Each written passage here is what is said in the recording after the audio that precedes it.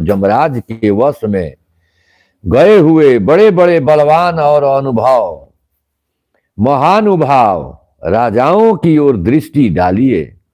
राजन, जिसको बड़े कष्ट से पाला पोसा था वही पुत्र अब जब मर जाता है तो मनुष्य उसे उठाकर तुरंत घर से बाहर कर देते हैं। पहले तो उसके लिए बाल छितराए करुण स्वरों में विलाप करते हैं, फिर साधारण काठ की भांति उसे जलती चिता में झोंक देते हैं। मरे हुए मनुष्य का धन दूसरे लोग भोगते हैं, उसके शरीर की धातुओं को पक्षी खाते हैं या आग जलाती है। यह मनुष्य पुण्य पाप से बंधा हुआ इन्हीं दोनों के साथ परलोक में गमन करता है। तात, बिना फल फूल के वृक्ष को जैसे पक्षी छोड़ देते हैं, उसी प्रकार उस प्रेत को उसके जाति वाले सुहृद और पुत्र चिता में छोड़कर लौट आते हैं।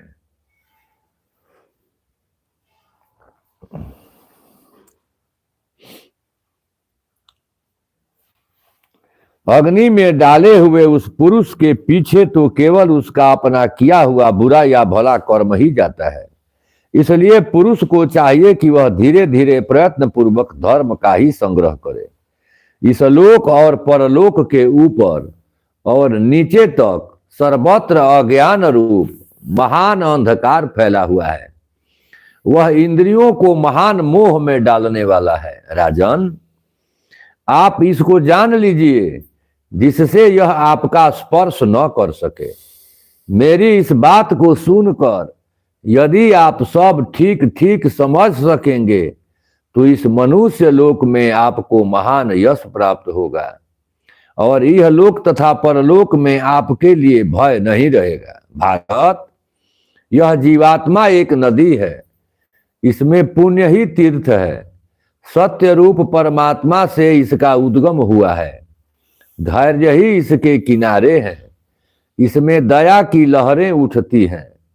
पुण्य कर्म करने वाला मनुष्य इसमें स्नान करके पवित्र होता है, क्योंकि लोभ रहित आत्मा सदा पवित्र ही है। काम क्रोधादि रूप ग्राह से भरी 5 इंद्रियों के जल से पूर्ण इस संसार नदी के जन्म मरण रूप दुर्गम प्रवाह को धैर्य की नौका बनाकर पार कीजिए।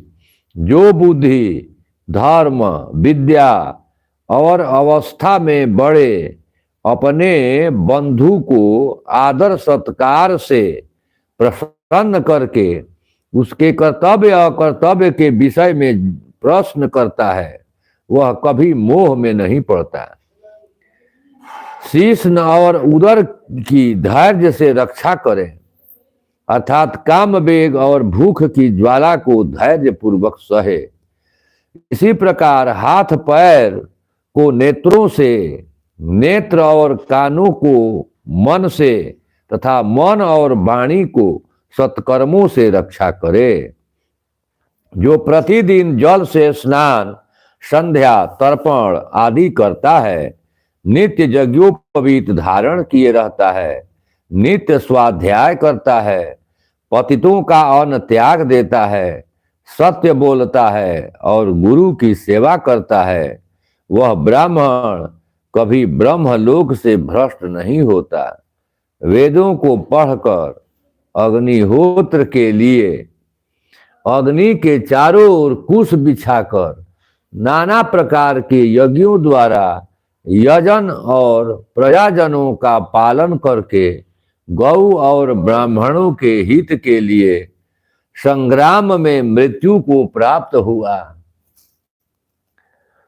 क्षत्रिय शस्त्र से अंतःकरण पवित्र हो जाने के कारण ऊर्ध्वलोक को जाता है।